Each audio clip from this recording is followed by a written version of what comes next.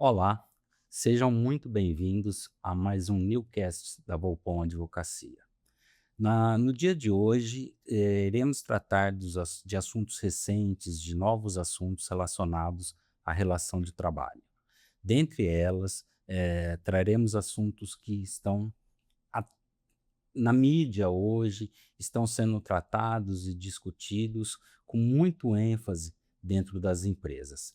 Trataremos sobre a NR1, que trata dos assuntos psicossociais dos trabalhadores, do crédito consignado, que hoje é uma coisa que está atormentando muito as empresas e também num modo futuro, não presente, os próprios empregados, os próprios colaboradores, porque eles têm uma facilidade num crédito hoje, mas depois ele pode vir a complicar o seu orçamento. Então, trataremos desse assunto também com vocês. E, por fim, falaremos um pouco sobre os novos desafios, as novas questões da governança na relação de trabalho dentro da empresa. Porque hoje nós podemos dizer que a gestão do trabalho, a gestão trabalhista dentro de uma empresa, ela é tão importante quanto a gestão financeira, a gestão comercial, enfim, em todo um contexto da empresa. Para isso, para poder trazer aqui um debate mais aprofundado com especialistas, nós temos aqui a doutora Valesca, o doutor Roberto, que com certeza contribuirão muito para com as dúvidas, as explicações de vocês, de todos vocês. Vamos começar um pouquinho pedindo a apresentação da doutora Valesca. Muito obrigado por fazer parte, por estar aqui presente. Gostaríamos de que, inicialmente, se possível, falar um pouquinho da sua carreira, de você. Bom, olá, pessoal. Agradeço, né, o convite. É um prazer estar aqui com os nobres colegas para sanar essas questões também que estão em altas.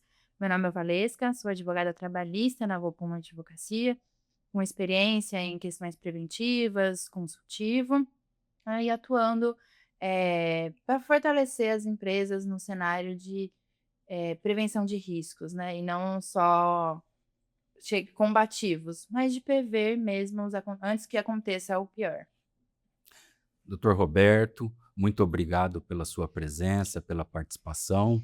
Da mesma forma, gostaria que o senhor colocasse um pouquinho sobre a sua experiência, sobre a sua carreira. Olá, Volpom, Valesca, muito obrigado pelo convite. É um prazer estar aqui nesse importante programa. Meu nome é Roberto, para quem não me conhece, eu sou advogado trabalhista na Volpom Advocacia.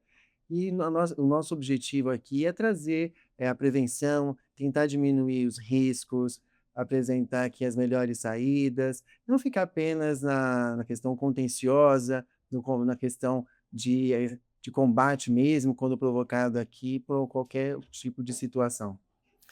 Acredito que a gente já tem um spoiler do que nós vamos tratar aqui hoje, porque pelo que vocês, pela breve colocação e rápida de vocês, já dá para a gente perceber e entender, talvez, e isso aí vocês vão discorrer melhor, de que a prevenção é muito melhor do que o combate, né? Do que o Do litígio, que o né. litígio, né? Então eu acho que seria interessante nós começarmos aí pelo assunto da governança trabalhista dentro da empresa, porque no passado nós podíamos entender, nós entendíamos, né? Quando eu digo nós, isso tento, tento dizer, talvez, ali os empregadores das empresas, né? De que a relação de trabalho era uma coisa muito burocrática. Existiam regras, existiam normas e simplesmente elas deveriam ser seguidas. E se não seguisse, sofreriam aí poderiam sofrer, né, diversas autuações, fiscalizações, quer do Ministério do Trabalho, quer do Ministério Público do Trabalho, enfim. Então ela era tratada de uma forma muito burocrática, era uma regra, era aquilo que tinha que seguir, sabendo que se não seguisse, teria consequências. Mas hoje, aparentemente, essa situação mudou. Em relação a isso, o que que vocês poderiam dizer a respeito da governança trabalhista dentro da empresa? Doutora Valesca, por favor. Claro. Hoje muito se fala, né, em governança corporativa. É o novo boom das empresas, relações comerciais. Mas esquecem-se que a governança também existe nas relações de trabalho.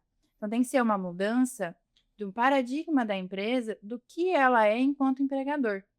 É questão de função social da empresa, que não é só uma questão engessada, que um está ali para prestar o serviço e o outro está para pagar. Vai muito além disso.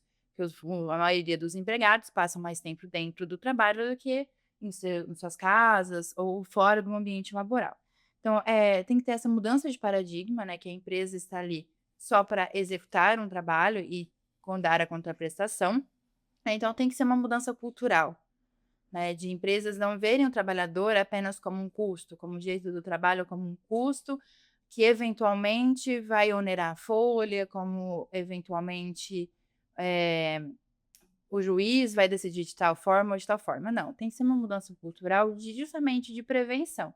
O que eu, enquanto empresa, posso melhorar no ambiente de trabalho para que meus funcionários fiquem mais satisfeitos, que haja aumento da produtividade, como tratar funcionários, mediar relações interpessoais, né? Porque se você pega uma empresa de médio ou grande porte, são muitas pessoas ali, diferentes pensamentos, diferentes opiniões, que elas têm que conviver e convergir para que tudo flua.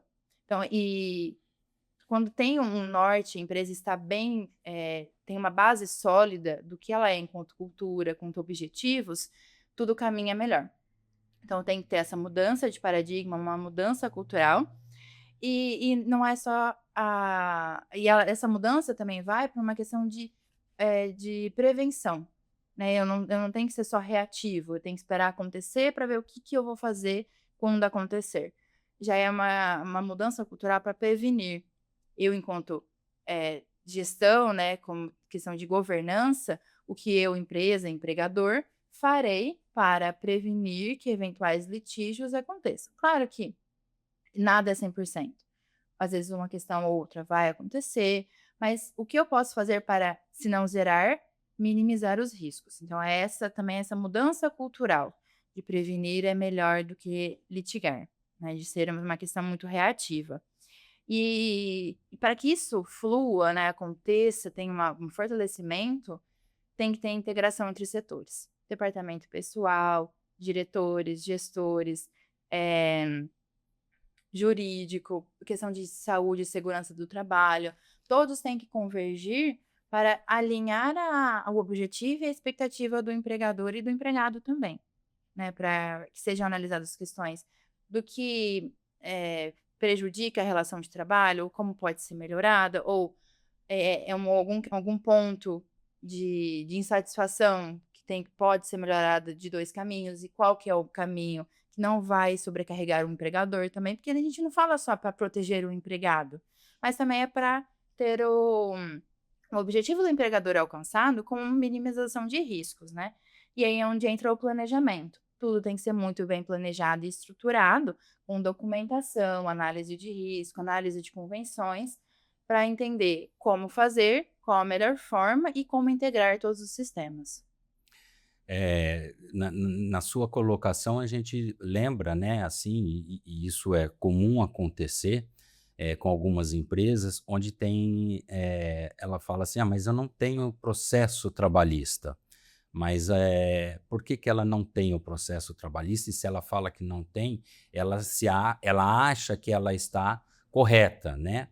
E na verdade nem sempre é isso, né, e até pelo contrário, porque nós podemos dizer que existe aí, divergência em setores, por isso que precisa ter uma coisa bem agregada, bem conjunta, né. É mais ou menos nós temos setor de venda e setor de recebimento.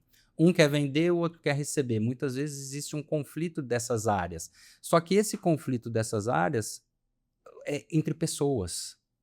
É um conflito entre pessoas. E se eu não tiver uma gestão, se aquela empresa não tiver uma boa gestão de pessoas, esse conflito, um vende, o outro quer receber, não consegue, o cliente não paga, e assim vai gerar um atrito interno de pessoas onde pode ocorrer algum desentendimento e fugir de um certo controle, né?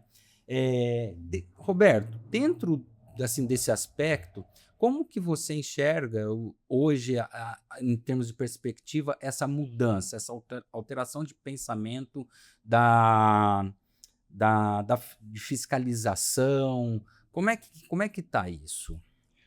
Bom, nós não podemos deixar de mencionar que nós estamos indo para um mundo digital. A fiscalização, antigamente, acontecia quando o auditor vinha fisicamente à empresa em horário certo e não sabido, porque o auditor fiscal, a premissa dele é que a empresa estaria incorrendo em qualquer tipo de infração. Então, ele não usava, ele vinha ali, pedia a escrituração contábil, trabalhista, todos os documentos para que ele pudesse analisar, dependendo da situação, definir um tempo para que pudesse fazer a adequação e retornando ali na segunda visita, em caso não cumprido, haveria ali a aplicação de multas, tomadas de providências. Hoje, o auditor fiscal, ele pode se valer da tecnologia. As empresas, elas são obrigadas, por lei, a inserir dentro dos sistemas da Caixa Econômica Federal, quando nós falamos de recolhimento de fundo de garantia, do registro do empregado na carteira digital, e tudo isso é feito através do e-social, que é a escrituração eletrônica. Então, Receita Federal, Ministério Público, todos esses órgãos de controle, eles conseguem conversar entre si porque eles têm acesso aos dados. E a inserção de dados é responsabilidade, a inserção de dados correta é responsabilidade do empregador, porque eles vão sempre estar ali cruzando essas informações de modo a verificar se as regras, se os direitos, obrigações estão sendo ali corretamente observados por essas empresas, né, por esses empregadores, de modo que eles possam gerir o próprio negócio, respeitando ali os direitos trabalhistas. Podemos dizer então que a empresa ela deixa rastros, ela deixa rastros na forma de atuar pelas próprias obrigações impostas pelo Estado, pelo governo, nas informações do trabalhador, né? Então essa gestão é muito importante, porque ela pode preencher, como você mencionou aí, o e-social que ela tem que preencher, e um campo ela colocar uma informação errada pode trazer uma consequência muito, muito grande, né, em relação a isso. Pela experiência de vocês, pelo que vocês têm visto, o que pode chamar a atenção em termos de conflito, de erro da empresa? Deixa eu começar, doutora, as damas primeiro. Essa questão, pegando um gancho do Dr. Roberto, não é porque, e da fala, né, do Dr. Ricardo, não é porque não teve uma ação trabalhista que a empresa está segura. Então, e o empregador fica muito nessa zona de conforto, eu nunca tive, então não tem por que melhorar. Isso é um erro. O direito, as decisões são muito cíclicas, né? Elas alteram o tempo todo, depende de como a sociedade está no momento, sai uma decisão nova. Então, essa questão de atualização é muito importante, as empresas não têm atenção a isso. Documentos desatualizados, contratos de trabalho que não integram a LGPD, que é um assunto que, por mais que é uma lei antiga, ela ainda não é aplicável para a maioria dos empregadores. Então, são essas questões. Atualizar documentação, verificar se a sua empresa pode ser que se enquadre em uma nova modalidade de ou questões tributárias, ou uma nova modalidade de prestação de serviço, né? É essa questão de estar sempre atualizado, tanto documentalmente, quanto com as últimas decisões, né, tanto legislativa quanto dos tribunais, do que a empresa precisa para se regularizar. E não é só a questão, nunca recebi uma ação trabalhista, tem a questão da fiscalização, que hoje está muito mais ativa. Um caso muito clássico, menor aprendiz. Muitas dessas empresas se esquecem que ela tem cota de menor aprendiz. E hoje, pelo e-social, tudo O O Ministério responsável, o Público, né? Ministério do Trabalho, ele faz análise de cota da quantidade pelo E-Social, ele não precisa mais solicitar informações. Inclusive de PSD. Exato, PCD, perdão. PCD, exatamente. Pelo PCD. Então, nunca tive uma autuação, né? Por isso que você não vai ter, e é uma questão de multa. E é uma questão recorrente. Eu fui aplicada uma multa por exercício de abril de 26, eu posso ter uma multa para maio de 26, enquanto não for regularizado, todas as competências elas são passíveis de aplicação de multa. Então, são essas questões que dá Esse esse conflito. desconflito, exato. Mesmo porque, quando nós falamos de escriturações, nós falamos de fornecimento de dados espontâneos pelo empregador. Então, vamos imaginar um RH, por exemplo, que faça a inserção de dados do empregado, os números, PIS, CTPS, e ali, naquela inserção de dados, ele troca um número. Aquele recolhimento, por exemplo, do FGTS, que deveria vir para A, acaba indo para B. Na sistemática da empresa, aquele pagamento já está sendo feito corretamente. A nunca recebeu, mas e porque o valor foi destinado a B. B recebeu 2 vezes. E quando que a empresa ficar sabendo? Quando A vier a ser dispensado ou pedir demissão e quiser verificar se está ali o seu recolhimento do FGTS. Ou numa fiscalização Ou também. mesmo uma fiscalização. E aí a empresa que estava segura, que não tinha nenhum passivo trabalhista, é surpreendida com essa reclamação. Porque foi conta de uma falha de um número. Então, essa atenção, essa fiscalização, esse acompanhamento, ele é realmente primoroso para que esse empresário não tenha aí, se não tiver ausência nenhuma de litígio, mas pelo menos que chegue ali próximo ao zero. E quando nós falamos aqui, continuando aqui na fala da nossa colega, a questão do menor aprendiz, esses órgãos de controle, não precisa ser só o Ministério Público, o Ministério do Trabalho, o próprio sindicato de uma categoria, ele pode ali fazer uma fiscalização e verificar se essas normas estão sendo cumpridas. E se não estiver, ele vai recorrer, por exemplo, numa ação movida pelo Ministério Público do Trabalho, correndo o risco de pagar um dano moral coletivo, porque se entende que é um dano social. A empresa tem uma finalidade social, que não é só manter o contrato de trabalho nessa questão de 2 caminhos, né? Um presta serviço, o outro faz o pagamento, mas essa empresa está inserida no contexto e essas regras precisam ser observadas, porque esse contexto social precisa ser pensado de uma maneira que seja sustentável para todo mundo. Só complementando rapidinho, e essa questão de, às vezes, um erro e não analisar, é muito também por falta de treinamentos adequados. A empresa, ela às vezes não tem o cuidado de atualizar os seus funcionários, né, de dar treinamentos adequados para N situações, desde você gerir pessoas, até como lidar com o fornecedor, porque isso também, por mais que seja uma questão comercial, é o seu funcionário que está ali te representando. Então, ter esses tipos de treinamentos salvam muitas situações. E a questão do sindicato, a gente vê inúmeras empresas que nem sabiam que ela tinha uma convenção para seguir. Exato. Aí, quando chega a ação do sindicato por descumprimento de norma coletiva, por ausência de repasse de contribuição assistencial, eles não sabia que tinha uma convenção, o que eu tenho que seguir? E, às vezes, são cláusulas importantíssimas. Às vezes, um adicional noturno, que a lei falou um percentual, a norma fala outra, a empresa sempre pagou errado. Então, são essas questões também que precisam ser alinhadas. E geralmente, esses problemas acabam vindo naquele momento que a empresa menos espera. Ela faz uma previsão orçamentária, ela conta com aquele valor para um investimento, uma nova pesquisa, e recebe uma demanda trabalhista por um descumprimento que ela achava que não se aplicava a ela. Justamente uma norma coletiva. O empresário ele tem um costume de acreditar que isso deve seguir a legislação. Aquilo que está na lei. Se está na lei, eu cumpro como devo cumprir. Porém, a norma coletiva, ela traz uma lei, é uma lei feita entre as partes, ela não vem do Congresso, ela vem do sindicato da categoria. Então, se nós estamos falando sobre horas extras, ele paga ali o adicional legal de 50%. Uma norma coletiva vem de sem pagar de 20%, 60%, 70%. Ele não pagou essa diferença. De repente, ele recebe uma reclamação trabalhista e é condenado a pagar a diferença de 10%, de 20%.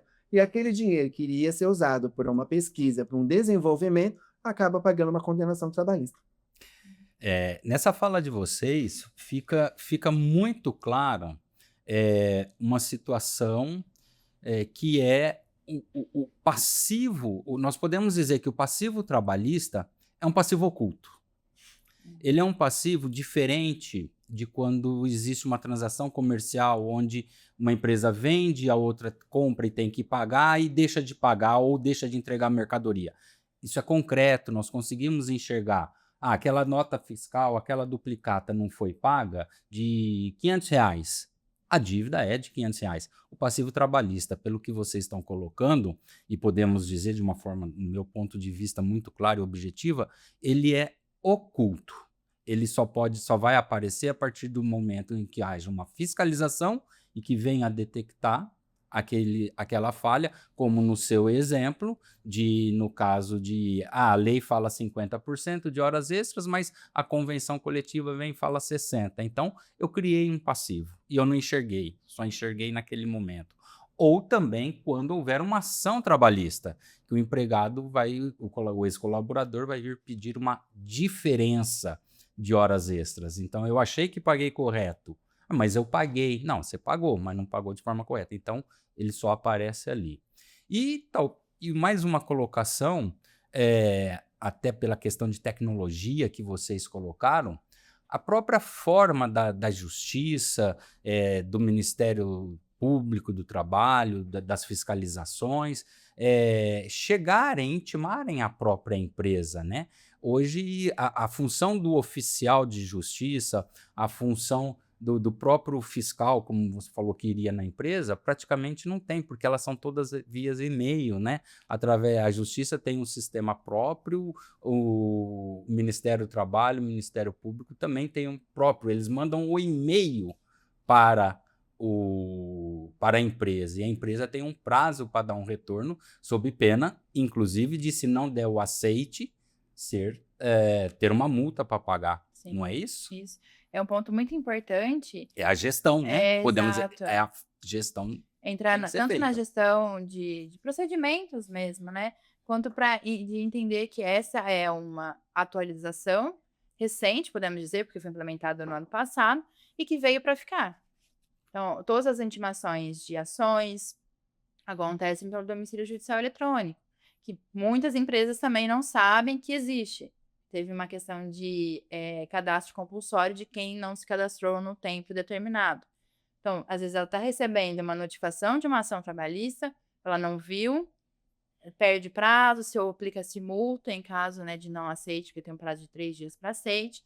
Então, é uma questão de procedimentos, né, de gestão de prazos, de procedimentos, de ter alguém responsável por diariamente entrar no domicílio judicial eletrônico e no domicílio judicial trabalhista, que é onde chegam as notificações do Ministério Público e do Ministério do Trabalho, para acompanhar se tem alguma coisa nova e se tem como resolver. O avanço tecnológico vai sempre continuar. Não tem retorno. Não tem retorno, sabe? Quando nós passamos por uma situação peculiar, muito, muito grave, né? Nós tivemos uma alteração de procedimentos. As audiências que eram presenciais passaram a ser telepresenciais e se diz que era um caminho sem volta. E realmente não se voltou. O que eu quero dizer com isso? Que o oficial de justiça ele não vai mais, dificilmente ele vai vir na empresa trazer a notificação. Empresa, você está sendo notificada porque move uma ação. Agora nós vamos nos valer de e-mails, mensagens por aplicativos, ou qualquer outro tipo de correspondência eletrônica, porque facilita, agiliza essa comunicação. Mas isso que precisa ficar claro é que tem que ser respeitada a regra, as regras de legalidade. Sim, verificar se aquele recebimento é válido, se vai dar realmente início a um eventual litígio, a uma eventual fiscalização.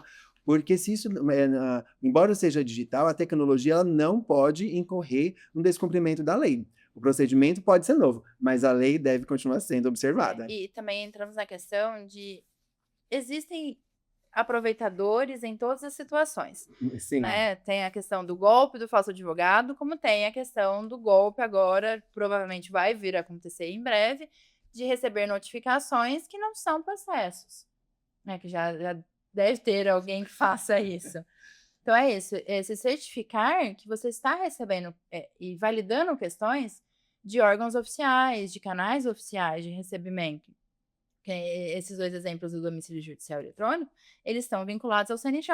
Então é uma questão específica que entra só com o acesso que a empresa tem, seja certificado eletrônico, ou seja e-mail e senha. Então são essas questões. Não se apavorar, recebi uma ação de uma condenação de 2 milhões e não sabia de onde existia.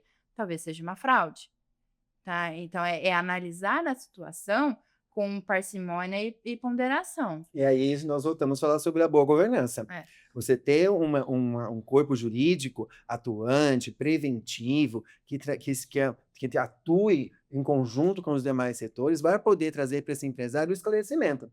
Se esse recebimento procede, de onde é, se é válida a discussão, se não estamos diante realmente de um potencial litígio, ou se é apenas alguém que conseguiu a obtenção do dado e tenta induzir essa empresa ao erro. Então, o acompanhamento é primordial.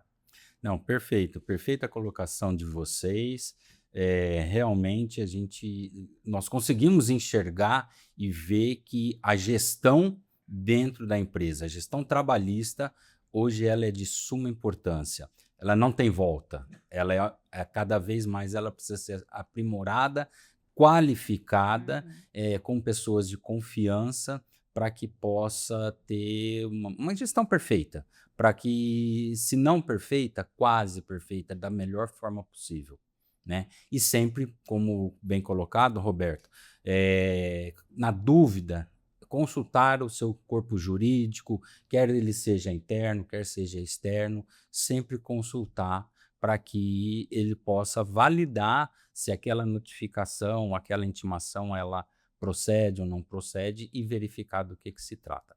Esse assunto acredito que se formos conversar, vamos levar muito tempo, mas vamos mudar um pouquinho de assunto, porque no final do nosso bate-papo, nós vamos perceber que todos os assuntos tratados acabam se congruindo, se juntando entre eles, mas partindo da premissa da qual nós estamos começando esse bate-papo, que é a gestão. Eu acho que vamos pensar agora, vamos conversar um pouquinho sobre a NR1. O que é essa NR1? O que ela tem trazido dores de cabeça para os empresários, para as empresas? Como lidar isso? Como tratar com isso? Sabemos que a NR1 trata de questões psicossociais do trabalhador, né? Voltando, gestão. A empresa fazer uma gestão social, uma gestão de ambiente de trabalho útil, saudável para o seu colaborador. O que nós podemos, doutora Valesca, falar a respeito da NR1? Uma breve colocação, do que ela trata efetivamente e como ela trata? Sim. A NR1, ela já é uma questão que existia, né? São normas regulamentadoras, né? Que sofrem constantes alterações e complementações, justamente pelas questões de mudanças da sociedade. E nos últimos anos, inúmeros trabalhadores foram afastados pelo INSS por questões de psicossociais, né? De burnout, depressão. Então, houve a necessidade de se implementar novas regras para o cuidado desses empregados, para que seja evitado ou que se diminua os números de afastamento, porque isso não é favorável a ninguém. Não é favorável ao empregado, não é favorável ao empregador, não é favorável ao próprio INSS. Então, algo precisa ser feito para que isso melhore. Então, as alterações da NR1 vieram no ano passado, era para ter sido já com poder de fiscalização, né, mas para que a empresa possa se adequar. Então, teve 1 ano de adequação e começou-se a fiscalizar efetivamente a partir de maio desse ano. O que ela altera? Em termos simples, os programas de saúde e segurança do trabalho precisam sofrer adaptações para constar riscos, né, existentes na empresa que possam gerar gatilhos no empregado ou que possam desencadear uma doença psíquica, podem ser uma concausa para a doença psíquica, porque a responsabilidade do empregado, do empregador, ela não vem só fui eu que causei, mas também acontece se ela já existia e foi agravada por algo que aconteceu dentro da empresa. Então, em termos simples, a NR1 ela vem para alterar o PGR, que é o Programa de Gerenciamento de Riscos, de forma que a empresa precisa mapear, além de questões ergonômicas, insalubridade, periculosidade, ela precisa mapear quais são os riscos existentes dentro da empresa, questões psíquicas. Então, sobrecarga de trabalho, formas de cobrança de metas, se as metas impostas elas são possíveis de serem cumpridas ou nunca vai ser possível atingir essa meta porque ela é muito absurda, e aí entra num risco, né, de sobrecarga de trabalho, de sobrecarga de cobrança, de medo de ser demitido porque eu não consigo atingir uma meta.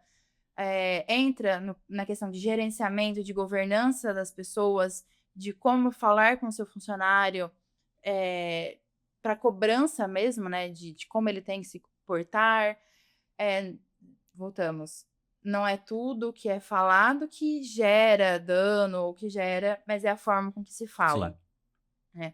Então, é isso, é analisar os riscos existentes, quais são o grau, né, do risco, se ele é um risco imediato, é um alerta vermelho ou é um alerta ali que vai começar a dar problema, e o que fazer. Quais são as formas da empresa diminuir o risco, praticamente zerá-lo, as formas de ação, né, e as formas, além de prevenção e da forma de ação, se acontecer, o que fazer? Um plano de ação futuro, né, em caso de, mesmo fazendo tudo certo, pode ser que aconteça algum caso, às vezes é um funcionário novo que não se adapta, ou é uma gestão nova que não sabe lidar muito bem com os seus subordinados e acaba acontecendo, por mais que tenha um plano de ação, ele precisa depois ter o que fazer caso aconteça. Uma, um exemplo que a gente pode tirar da sua colocação, das suas colocações, é aquela situação de meta, o colaborador não atingiu e ele é exposto num quadro de que do que mais vendeu, do que menos vendeu, fazer esse tipo de comparativo, ou o que a gente costuma, infelizmente, ver muito, aquelas rodas, né, de colaboradores, de trabalhadores, onde você tem que fazer uma dancinha, você tem que pagar uma brincadeira, porque você não atingiu determinada meta, não cumpriu com determinada situação, né? E isso nos traz, o Roberto, um questionamento das empresas que nós temos acompanhado, eu preciso pagar, eu preciso fazer com que o meu colaborador, o meu funcionário, faça testes psicológicos? Por muito tempo, apenas se cuidou da integridade física do empregado e da sua vida. Procurava apenas pagar adicional de insalubridade e periculosidade, a insalubridade por exposições aos agentes que traziam prejuízos à saúde e a periculosidade pelo risco de morte. Com o elevado número de afastamentos de empregados pelo INSS decorrente de doenças psíquicas, percebeu-se que esse cuidado precisaria ser maior. Então, o empregador precisou oferecer um ambiente de trabalho realmente mais sadio, para evitar essa exposição de cobrança de meta vexatória, a imposição de ridículas de danças, como mencionado. Mas a obrigação do empregador é fornecer essa informação, fornecer ao empregado que ele está assistido e onde que ele pode buscar ajuda, o eventual médico que ele pode indicar, mas a responsabilidade final por passar por esse atendimento é do empregado. A empresa pode ou não fazer o pagamento ali de uma consulta, mas a submissão final é do próprio empregado, né? O empregador ele vai ali gerindo essas questões e mostrando para ele, por exemplo, campanhas preventivas, muito falado, dependendo da época, de câncer de mama, câncer de próstata, que isso entra como nos cuidados do trabalhador, trazer a fomentação dessas campanhas preventivas. e mostrar para ele que ele tem direito sim de buscar esse cuidado da saúde, que não vai sofrer nenhum tipo de pena, porque às vezes a pessoa ela pensa assim: "Ah, não vou marcar nenhuma consulta, não vou comparecer a nada, porque depois eu vou ser punido, o meu dia de trabalho vai ser descontado, eu vou ter essa perda monetária". Não vai. Quando o próprio empregado ele comparece a um exame médico, uma consulta, esse dia vai trazido o documento, o atestado médico, ele vai ser abonado. Então ele precisa sim ser incentivado a cuidar da própria saúde e deixar muito claro para ele que ele não vai ter nenhum tipo de prejuízo no seu ordenamento. Só para complementar essa fala do doutor Roberto, é, a gente tem que tirar essa mítica de que todo problema psíquico é relacionado ao trabalho. Com certeza. O empregador, ele só é responsável por aquilo que tem relação ao trabalho. Porque muitas vezes não há nada, não foi alterado nenhuma forma de trabalho, a composição da equipe é a mesma, tudo continua da mesma forma e o empregado passa a desenvolver problemas psíquicos, uma depressão ou ansiedade. Isso, muitas vezes, alguma das vezes, está relacionada ao ambiente externo do trabalho, alguma doença na família, uma perda. E essas atividades, por mais que o empregador ela possa auxiliar de alguma forma, não é a obrigação dele tratar. Uhum. Então, essa diferenciação tem que ficar muito clara. O que é relacionado ao trabalho compete ao empregador. Questões de vida pessoais, claro que pode vir a impactar a produtividade, né? E entra a questão de governança e gestão de pessoas, que é analisar a situação como um todo, né? E às vezes não massacrar o funcionário por causa disso, mas ele também tem que entender que ele tem obrigações para com a empresa. Então, é isso, diferenciar o que cabe e o que não cabe ao empregador ser responsabilizado.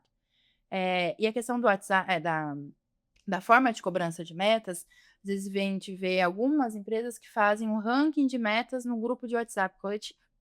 Muito cuidado com o WhatsApp. Facilita a comunicação, tudo, mas também é um excelente canal de vexação, humilhação. E às vezes pode ser até não intencional, né? Não faz na maldade, mas é como o outro recebe. E um ponto importante, quando chega um questionamento para a direção dessa empresa, da questão do grupo de WhatsApp, comumente se diz que não sabia.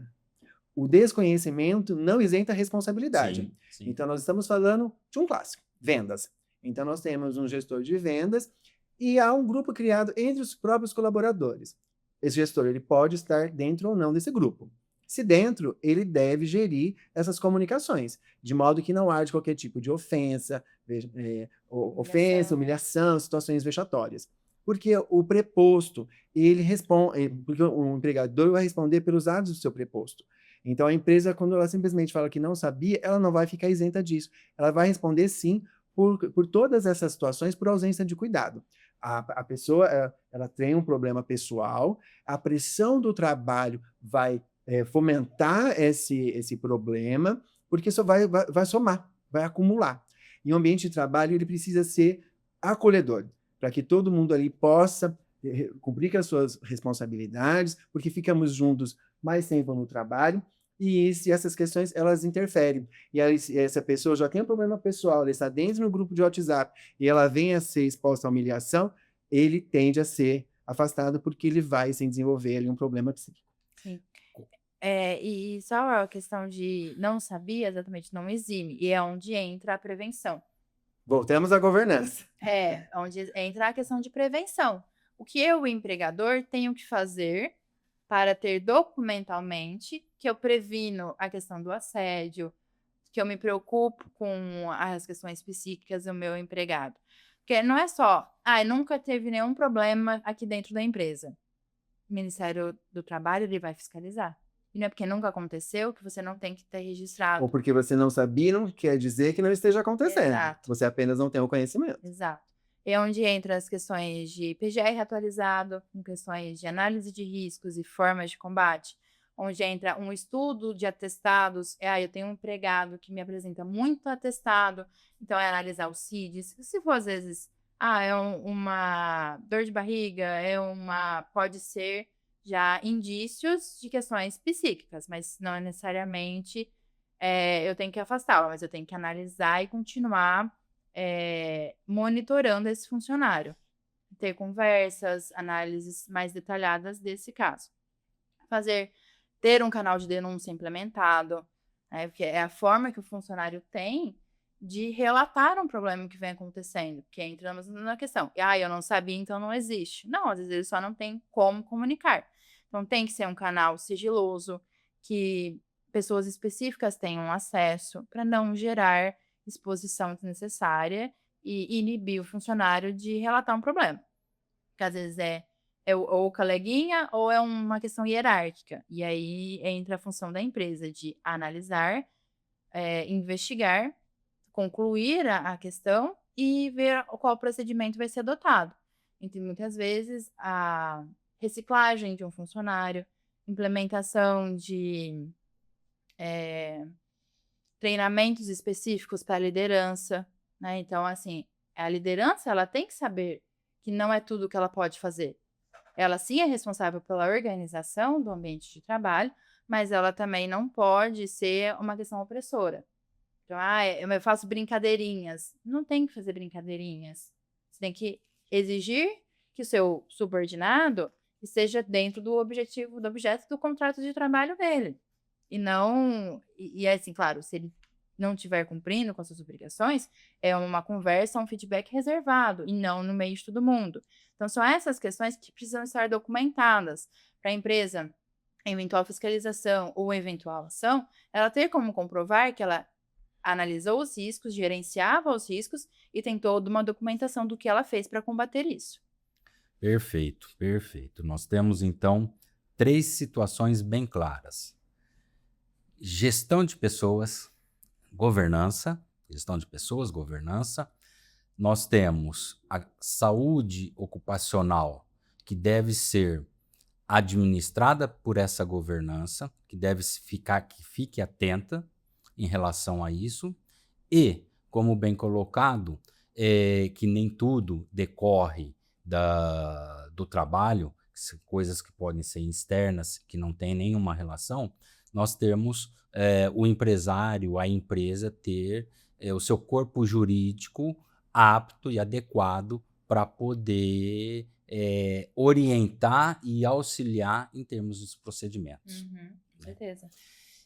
Esse assunto também demanda muito debate, mas ele está, de certa forma, também relacionado com o nosso próximo tema, que é o e-social, que são as informações, porque você também traz informações a respeito da forma do que é a sua empresa, né?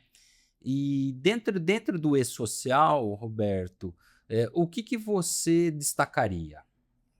O e-social é essa escrituração eletrônica, né? Então, ali ele traz todo o panorama, todo o reflexo, o retrato da sua empresa. O número de funcionários, a situação de cada funcionário, quando estão ativos ou inativos no sentido de afastamentos. Então, as informações elas são primordiais para o gerenciamento dessa empresa. Então, hoje nós podemos citar um exemplo, a questão de uma demanda trabalhista. As guias de INSS são calculadas e emitidas dentro do próprio e-social. As guias do FGTS são emitidas pelo sistema do e-social, porque tudo isso foi uma forma que o governo criou de unificar, de trazer apenas para um único canal o gerenciamento dessas informações para fins de facilitação da fiscalização. Porque se você tem caminhos diversos, a empresa também fica vários caminhos. Será que aqui eu incluí o A? Será que aqui eu incluí o A também? Então, essas informações elas começam a ficar divergentes, aí uma eventual fiscalização. Pensa-se que esteja tudo correto, mas não está porque cada sistema tem a sua regra, cada sistema tem a sua forma de inserção de dados, e o e-social ele veio para, pelo menos, trazer um único caminho de modo a facilitar essa inserção de informação. Quando o e-social foi colocado, quando ele foi lançado e passou a existir, as empresas tinham um receio e achavam, né, imaginavam que seria mais uma coisa burocrática, mais um sistema burocrático, um sistema de fiscalização que serviria apenas para fiscalizar a empresa para fins de arrecadação, enfim, para diversas situações. E não é isso que a gente vê, né? Não é para isso que o E-Social veio, né? Qual o seu ponto de vista e o que você poderia também colocar, doutora Valesca?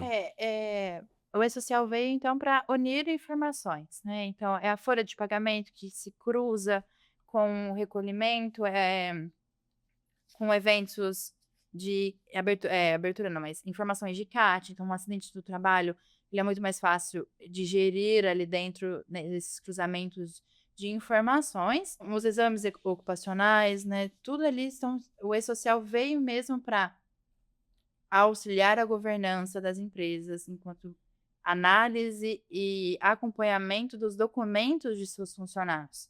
Porque, então é muito mais fácil eu verificar se o FGTS foi recolhido da forma correta, se eu estou com débito em alguma questão. E é através também do E-Social que se faz a análise do E-Consignado, que é um ponto importantíssimo e a gente vai abordar ainda. Como você mencionou, doutor Roberto, já na sua fala, um simples erro, um pequeno erro, ele pode trazer consequências muito sérias, né, muito graves. Que tipo de exemplo você nos traria a respeito de um pequeno erro? Você mencionou de um número, né, do que vai o fundo de garantia, que era para o fulano e vai para outro. Mas o que é comum acontecer?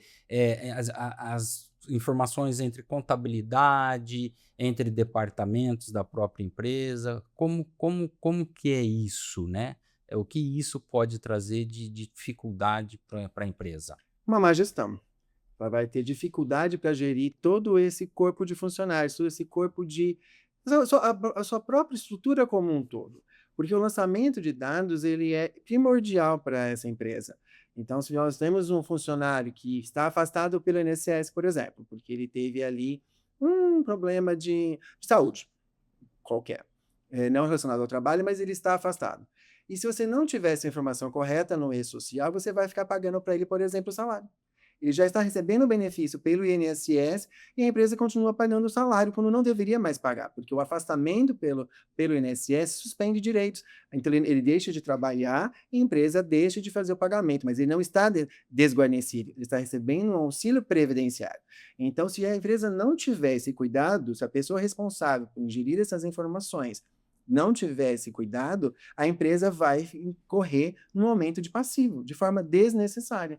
Ou então ela fica sustentando um direito que ele não teria mais, porque ele não está ativo, né? Então ele está afastado há muito tempo pelo INSS. Qual que é a situação desse empregado? A empresa precisa ficar acompanhando sistematicamente para saber se ele continua ainda com aquele problema, se ele foi chamado de volta pelo INSS para verificar se ele continuará afastado ou não. Porque se o INSS já deu alta a ele, ele deve voltar imediatamente ali para o seu posto de trabalho, e aí sim toda a sua sistemática de trabalho será retomada, né? E a empresa vai poder voltar à sua atividade normal. A inserção de informações, o gerenciamento desses dados é de extrema importância.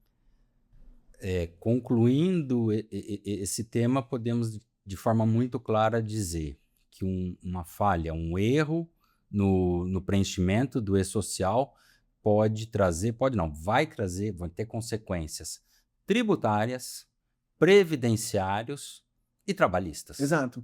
E são os 3 pilares.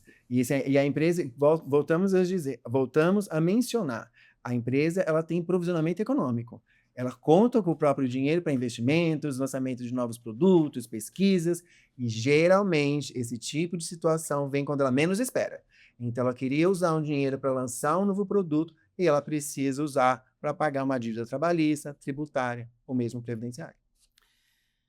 Vamos debater agora, vamos conversar um pouquinho de um assunto que tem trazido muita preocupação na gestão de pessoas, na gestão de trabalho dentro da empresa, que é o consignado, o empréstimo, o crédito consignado. qual o reflexo, o que que isso tem gerado, quer para o trabalhador, quer para as empresas? Porque como elas estão lidando com essa gestão? O que pode e o que não pode?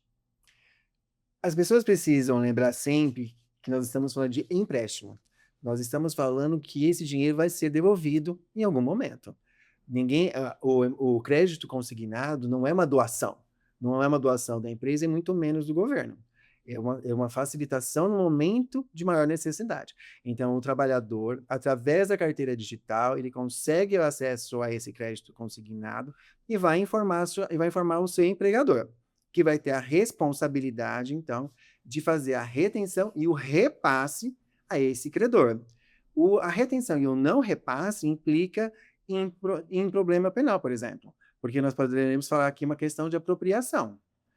O empregado, ele tem um limite para conseguir esse consignado, e que tem que ser respeitado. É um teto de 35% do seu rendimento, do que sobra líquido. Provavelmente a gente costuma falar do bruto, né, do que ele rende, mas ele tem que primeiro respeitar os descontos legais, depois eventuais descontos judiciais, o pagamento de uma pensão alimentícia, por exemplo, e do que sobrar, é aqui que ele vai entrar o consignado. Então ele não pode ultrapassar 35%.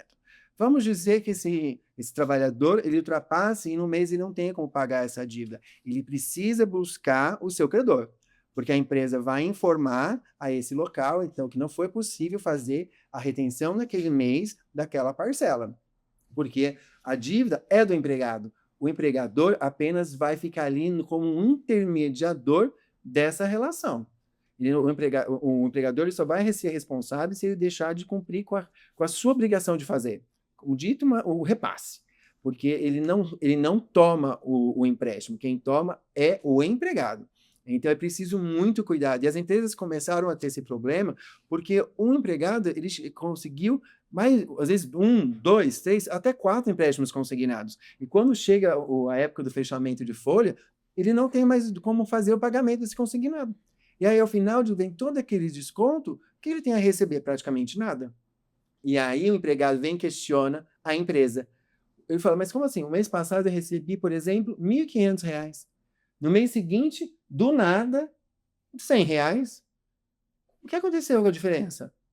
É a questão do seu empréstimo consignado. Então, assim, as pessoas... É a mesma coisa cartão de crédito, cheque especial. As pessoas acabam se valendo desses meios como se fosse um complemento de renda, como se fosse uma forma de você aumentar ali o seu salário. Não são. São concessões de créditos. E o não pagamento traz implicações. Juros, correções monetárias, e traz o próprio descontrole financeiro. Então, é preciso ter o quê? Cuidado, um planejamento para acesso a esse crédito. E entra também a questão da empresa não saber o que fazer quando não tem crédito. Empresa, eu tenho que garantir que ele receba os 30%? Que tem a questão legal que ao empregado é garantido a um 30% para subsistência. Então, eu tenho que, empresa, dar os descontos legais, garantir 30% e ainda descontar 35%. Né? É uma conta difícil de fazer toda essa percentagem, né? De 35, 30, qual que é a base de cálculo? Como é que vamos ver esse resultado? Exato. E quando a questão de não haver saldo, é responsabilidade da empresa informar o funcionário, né? E a gente orienta que seja por escrito, para ter uma forma de eventual discussão do porquê não do repasse, olha, eu informei, você, fulano, foi informado que a competência de abril não foi possível, que você deve procurar o banco responsável pelo seu crédito. Porque aí sim, a empresa não tem como repassar e também não recai sobre ela eventual omissão de informações. E outro ponto que podemos dizer também a respeito do desligamento desse empregado. Porque ele tem empréstimo consignado, ele vai ficar na empresa eternamente? De modo algum. A relação de emprego ela pode terminar a qualquer momento, por iniciativa de qualquer das partes, do empregado ou do empregador. Ele tem empréstimo consignado. A empresa vai fazer o cálculo correto de seus haveres rescisórios, vai fazer o pagamento e vai informar esse órgão de concessão de crédito do seu desligamento. E esse ex-empregado deverá buscar esse credor e com ele renegociar o pagamento da dívida. porque depois é simplesmente, ela não vai porque eu perdi o emprego, magicamente a dívida Ainda vai vai sumir. sumir, a dívida vai ser quitada. Não, dívida é dívida. Não foi paga, o credor tem direito a exigir o pagamento. De uma forma rápida, doutora Valesca, como que a empresa pode se organizar, se estruturar para esse tipo de situação? Orientar o trabalhador, o que ela pode fazer? Sim. Primeiro, ela tem que ficar muito atenta aos órgãos ali, né, social, para que todas as informações do e-consignado, elas sejam recebidas. Porque muitas vezes o funcionário faz o empréstimo e não comunica diretamente, né? Mas tem o e-social avisa, né, que há um empréstimo consignado, e a partir disso, então, ela tem que ter uma forma de gerir esses procedimentos e compilar informações. Esse é o primeiro ponto. Né? Não deixar passar questões que envolvam o e-consignado voltamos, eu não sabia, não é uma desculpa, né? Então, esse é o primeiro ponto. Também fazer uma gestão de pessoas, no sentido de vale a pena ter uma conversa com eles e mostrar gerenciamento financeiro, expor essa questão de que não é dado esse valor para eles, vai sair do bolso deles de alguma forma. Será que os juros compensa? Então, às vezes, se você, empresa, está tendo muito problema com isso, vale a pena ter uma gestão financeira dos seus funcionários nesse sentido. Uma palestra, coisa rápida ali, só para mostrar para eles que às vezes um mês pode apertar um pouquinho, mas é melhor não ter um consignado, que não é um valor que soma. Na verdade, ele vai ser descontado.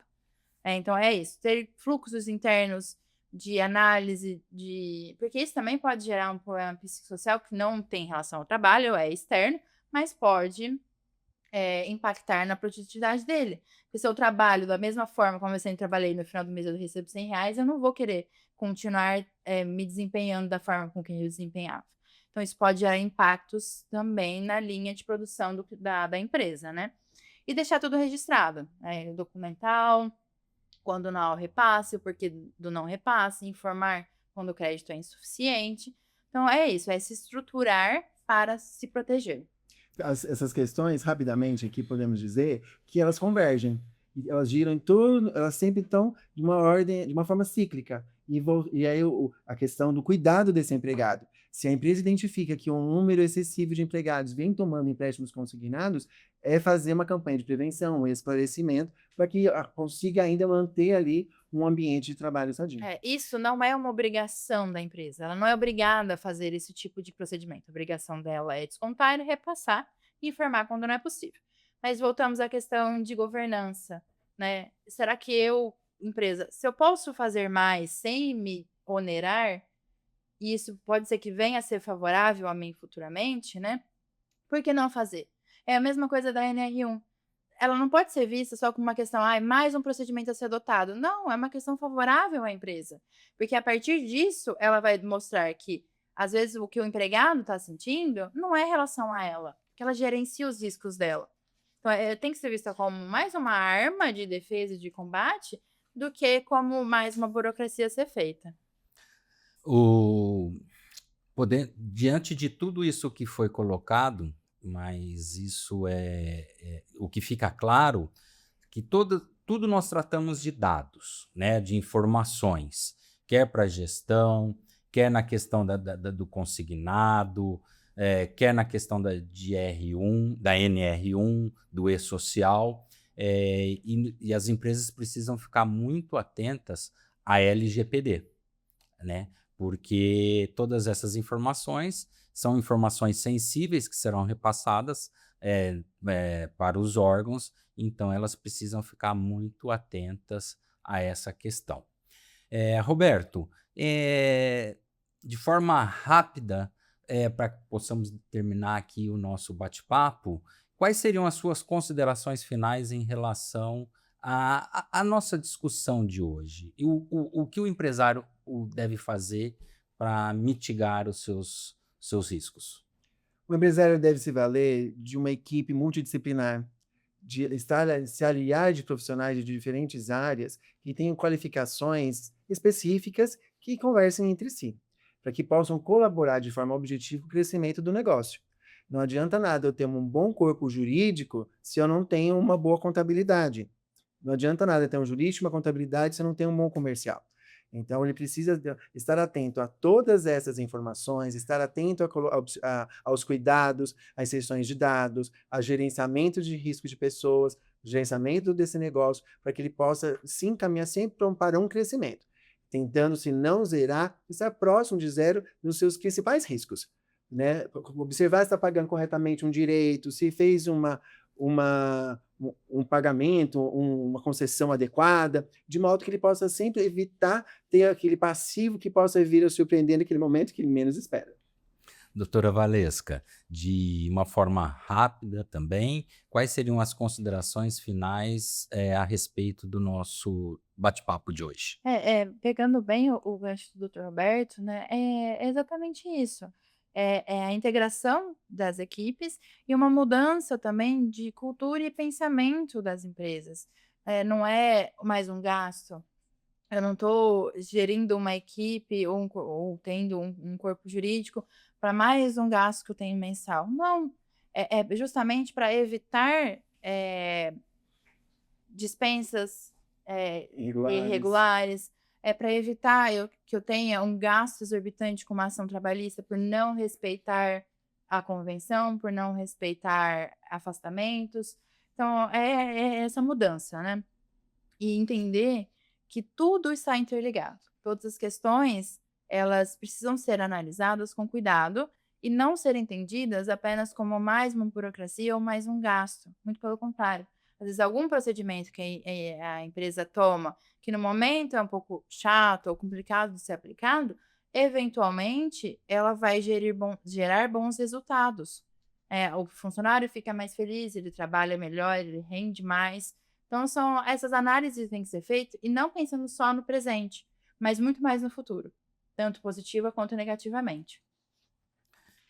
Quero agradecer aqui, doutora Valesca, doutor Roberto, ao nosso público aqui, ouvinte, sobre esses esclarecimentos que foram colocados, transmitidos e repassados por vocês.